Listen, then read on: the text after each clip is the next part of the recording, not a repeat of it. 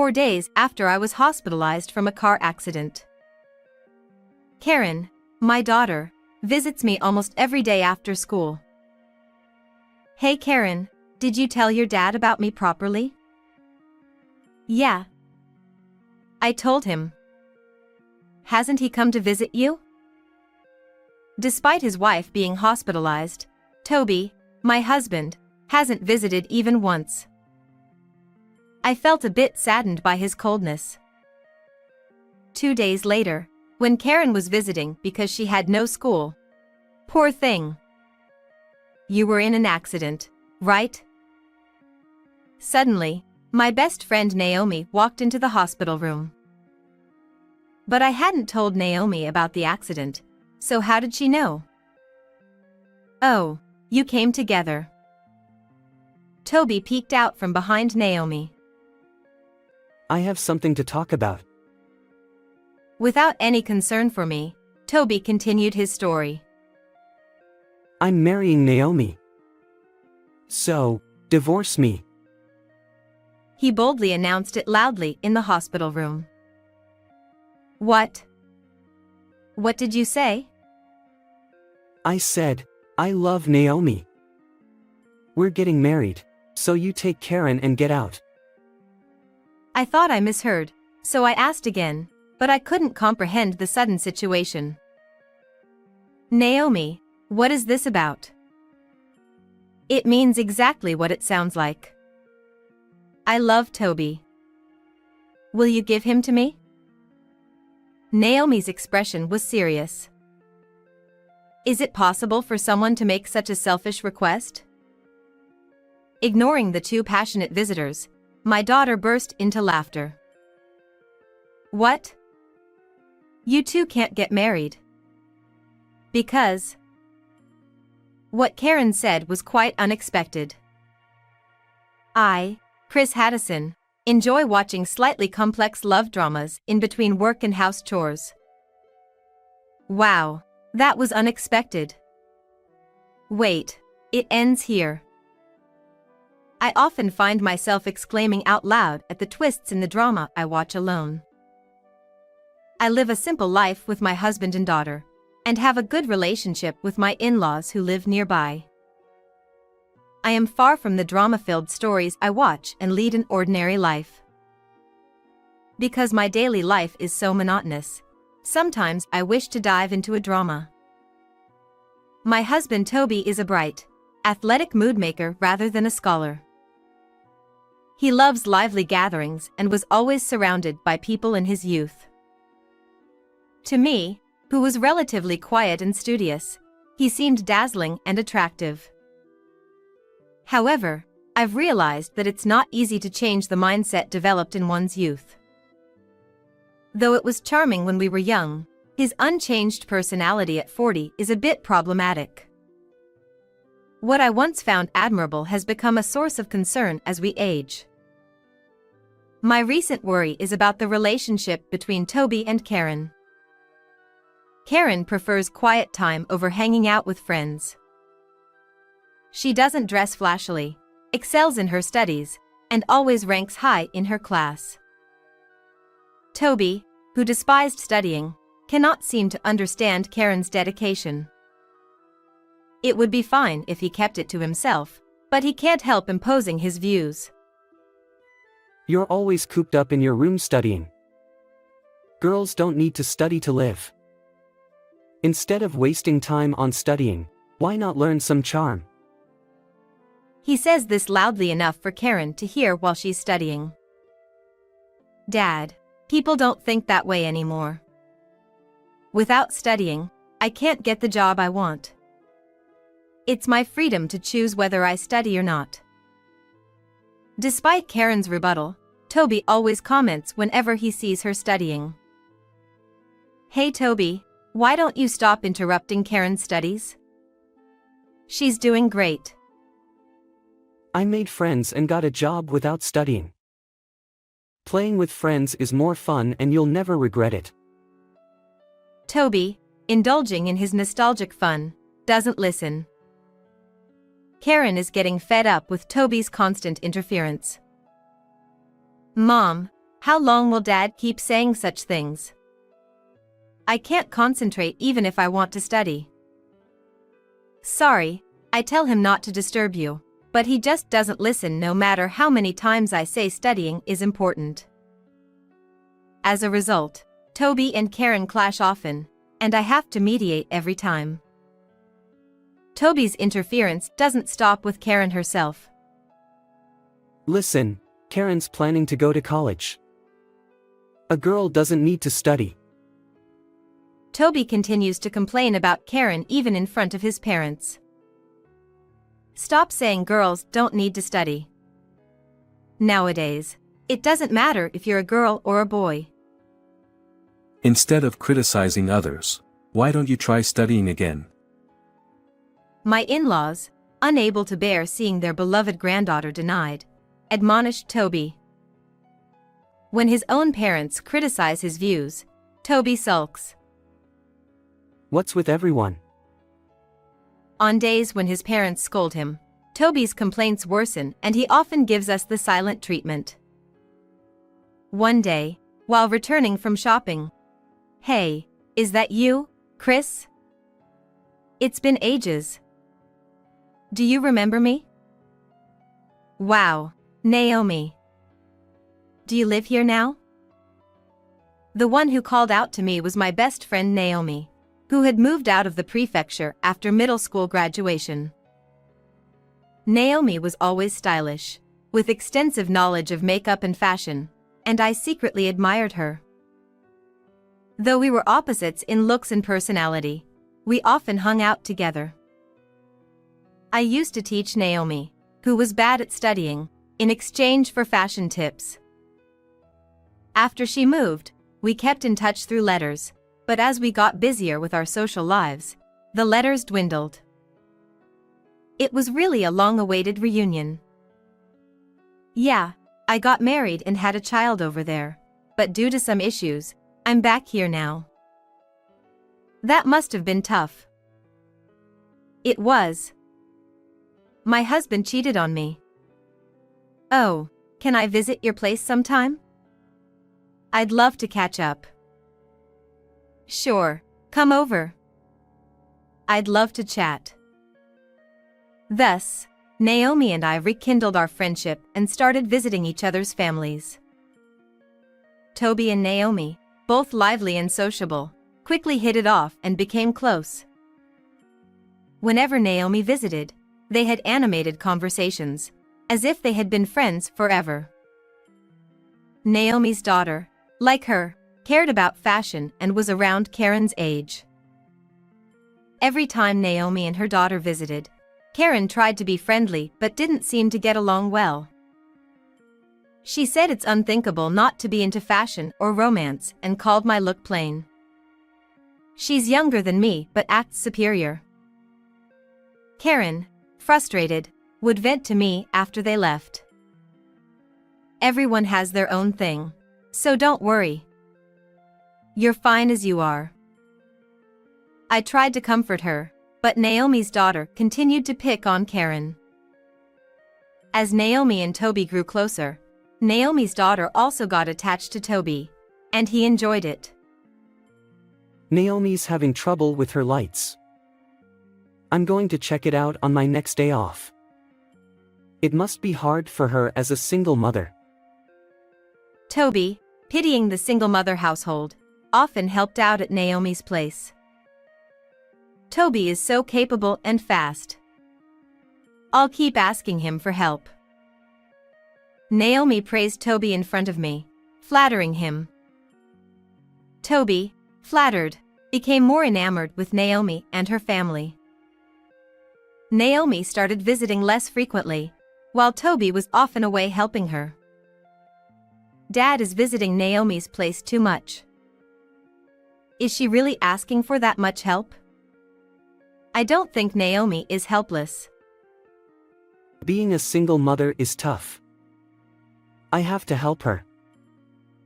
Toby's focus on Naomi's household made both Karen and me increasingly unhappy. Even when I hinted at our discontent, Toby showed no signs of changing. When I went to Naomi's house 3 days in a row, even Karen and I couldn't overlook it. I want you to value our family a bit more. Naomi is just a friend, you know? I just don't understand Dad's thinking. Then Toby, with a sigh, said, I wish Naomi and her family were my real family instead of you boring people. I never expected to hear such words. I was so taken aback that I couldn't respond. The only thing that happened was my affection for Toby gradually faded away. After that incident, the atmosphere at home completely chilled. There was little conversation between the couple, just the bare minimum. Toby and Karen seemed even more distant than before. It's no wonder things turned out this way. I thought to myself, as long as we can live without any issues, that's enough. With that in mind, I went out shopping. It was when I was on my way back, riding my bicycle, that it happened. Suddenly, there was a loud impact and the sound of brakes. When I came to, I was lying on the ground. There was some commotion around me. I opened my eyes gently, but it took some time to grasp the situation. My bicycle had been flung far away, and the items I bought were scattered everywhere. Oh, I've had an accident. Right after thinking that, pain shot through my entire body. I could hear the siren of an ambulance in the distance. Enduring the pain, I waited patiently for the ambulance to arrive. Even during the transport to the hospital, the pain made my consciousness fade in and out. By the time the treatment was finished and I was in the hospital room, Karen had rushed over. Mom. Are you okay? Karen, I'm sorry to make you worry. I'll have to be hospitalized for a while. I had broken my right leg in the accident. I'm just glad you're alive. I was really worried. I hope you recover well. I felt sorry for worrying Karen. I don't remember much about the moments before and after the accident, but I'm truly glad to be alive. For now, I'll focus on getting better. And so, my life in the hospital began. On the 4th day of my hospitalization, Karen visited me almost every day after school. But Toby hadn't come even once. I'm sure he knows about my accident and that I'm in the hospital with a broken leg. Or maybe Karen didn't tell him because she didn't want to talk to him? Hey, Karen, did you tell your dad about my situation properly? Yeah, I told him. Hasn't Dad come to visit? No, not even once. But it's okay as long as you told him. The hospital must have contacted him too. Dad should at least come to visit. Though we only have the bare minimum of conversations at home, he should still come to visit his hospitalized wife at least once. I felt a bit saddened by Toby's coldness. 2 days later, Karen, who was off from school, was visiting me. Chris. You poor thing. You had an accident, didn't you? Somehow, Naomi, who shouldn't have known, entered my hospital room. I was wondering how she knew, and then Toby quietly appeared behind her. I finally thought he had come to visit, but he came with Naomi. I guess he's using my hospitalization as an excuse to meet Naomi freely. I didn't expect him to bring Naomi along even though I wasn't expecting much concern. Oh, Naomi. You came together. Then Toby, who had been silent, spoke up. Chris, I have something to talk about. Without any concern for me, Toby continued his own story. I'm marrying Naomi. So, let's get a divorce. Karen and I exchanged glances, both tilting our heads. What? What did you say?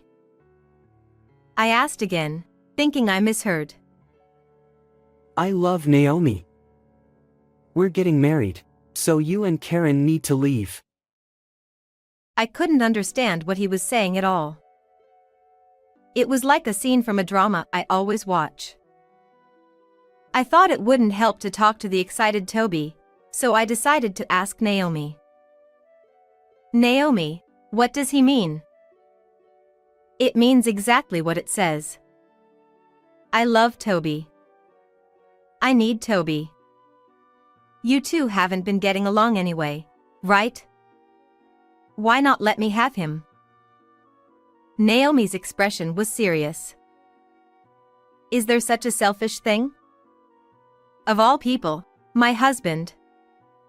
A real friend wouldn't do this. You're the only one who thought of her as a friend. What do you mean? Hey, Naomi. After Toby called out, Naomi started to speak. Chris, you've always been plain. From the start, you and I were mismatched. But you were smart, so I stayed close to you because it was convenient. Thanks to you, I aced those tests back then. Naomi had only seen me as a convenient tool, and I was the only one who thought of her as a friend. Feeling pleased with herself, Naomi continued. Toby and I get along, and he seems happier with me. I think I'm more suited to be his wife. Naomi said this with a sly smile and then whispered in my ear. And it seems like he has a lot of money too. Apparently, Naomi was attracted by Toby's good salary and pretended to be troubled to start an affair. She intended to kick Karen and me out and take my place. Toby seemed to have genuinely fallen for Naomi's seduction. With my hospitalization, they saw it as the perfect chance to push for a divorce while I couldn't move. I almost sighed at their reckless actions. I can't believe something like this is happening to me. Naomi and Toby, with triumphant expressions, waiting for me to surrender. While watching the two of them getting carried away, I was thinking about what to do. Then Karen, who had been silent all this time, started laughing. What? You two can't get married. Did you know, Dad? Karen's words were surprising. Naomi is in the middle of a divorce mediation because of her own affair. She's being demanded a lot of alimony. When we reconnected, Naomi had said her husband had cheated on her, but that was a complete lie. It was actually Naomi's affair that led to her being told to separate, and she was now in the middle of divorce mediation. And during this mediation, she was looking for her next financial base and found Toby. Naomi planned to divorce her husband and wait for 6 months to remarry, ensuring Toby would marry her. Moreover, she intended to use Toby's money to pay the alimony to her husband and her affair partner's wife by controlling the household finances after remarrying. That's not true. I really love Toby. Naomi raised her voice. But Karen continued speaking calmly. Naomi's daughter told me everything. She talked a lot. Well, in the end, she mocked me, saying that Mom and I would be abandoned. Karen had sensed the relationship between Toby and Naomi. Predicting this outcome, she had been investigating using Naomi's daughter. Naomi's daughter looked down on Karen, so when Karen told her about the divorce crisis, she spilled all the family details to feel superior. Thanks to that, Karen learned about Naomi's plans and was ready to use it as a trump card when necessary. I was impressed by my daughter's ability to judge situations calmly and gather information. Perhaps it's due to my daily guidance. The knowledge about divorce and trials I gained from dramas had paid off here. Though still a high school student, I thought my daughter had impressive insight and action. Realizing her plan had been exposed, Naomi frantically called her daughter. "What are you blabbing about? You've ruined my plan. I'm broke now." I had finally found a good money source. Naomi began arguing with her daughter over the phone. Hearing this, Toby finally realized he had been seduced for his money. What? He was stunned and couldn't find words. Moreover, Naomi had chosen Toby because she thought he was the president and thus very wealthy. In reality, Toby only worked at his in-laws' company, but he had pretended to be the president to impress Naomi. Toby's usual flamboyance and vanity had backfired. I couldn't help but laugh at the absurdity. Having realized Naomi's plan and true intentions, Toby panicked. I'm sorry. Chris. Please take back what I said earlier. What did you say earlier?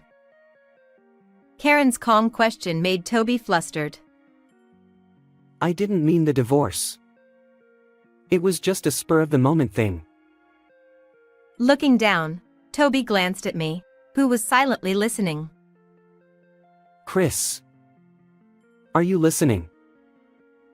Yes, I can hear you clearly. Even if he was deceived, I can't forgive Toby for cheating with Naomi. If Toby had any sense, this wouldn't have happened. Karen and I both felt the same about not being able to forgive Toby. Toby, seeing that we weren't saying anything, finally spoke up. But you two can't live without my income, right? It would be tough if we got divorced. He showed regret for just a moment, then quickly started threatening us with how difficult life would be without his income. Toby seemed to think that Karen and I couldn't manage without him. We can live just fine without you, Toby. As you said, let's get divorced. And I'll make sure to inform your parents about everything that's happened. No, please don't tell them. I'm begging you, don't. It doesn't change what happened. For now, I sent him home and sighed deeply in the hospital room. I wondered how the protagonist of a drama would handle this situation. But deep down, I already knew my answer. First, I needed to heal my leg. After a few days, thanks to rehab, I got good at using crutches. At home, I still had to use crutches, but I managed my daily life without much trouble. Even after I was discharged, Toby kept asking me to reconsider the divorce. But I remained silent, and Karen blamed him every time she saw him. Toby started feeling uncomfortable at home and began living in a hotel. A few days later, my in-laws came to visit after hearing about my discharge. "Chris, you must have had a hard time. Are you okay?" I brought some frozen meals to help. She was very considerate of my health. By the way, Toby took a day off work yesterday. Is he not feeling well? Well, he's actually living in a hotel now. The thing is, I explained everything to my in-laws, from Toby and Naomi's meeting to their affair. He cheated on me with my friend and then came to the hospital with her to ask for a divorce. They said they wanted Karen and me to move out so they could live here together. Is that true? What's he thinking? There's more. I explained that Naomi was in the middle of a divorce settlement and burdened with alimony debt, and that she intended to remarry Toby to use his money to cover it. To begin with, I think it was wrong for Toby to boast about being the company president. He said he was the CEO. That's ridiculous. I can't believe he tried to abandon you and Karen. We need to talk to him. Yeah, we need to set him straight. Later, we called Toby to my in-laws' house for a discussion. So, you cheated? Toby looked ashamed and remained silent. You not only cheated but also tried to kick out Chris and Karen. What's wrong with you? How could you try to abandon your wife and child? Finally, Toby spoke up. It's not like that. I was deceived. He claimed he was manipulated into wanting a divorce. If I had known she was after money, I wouldn't have done it. It's all because Chris reconnected with her. Toby tried to shift the blame.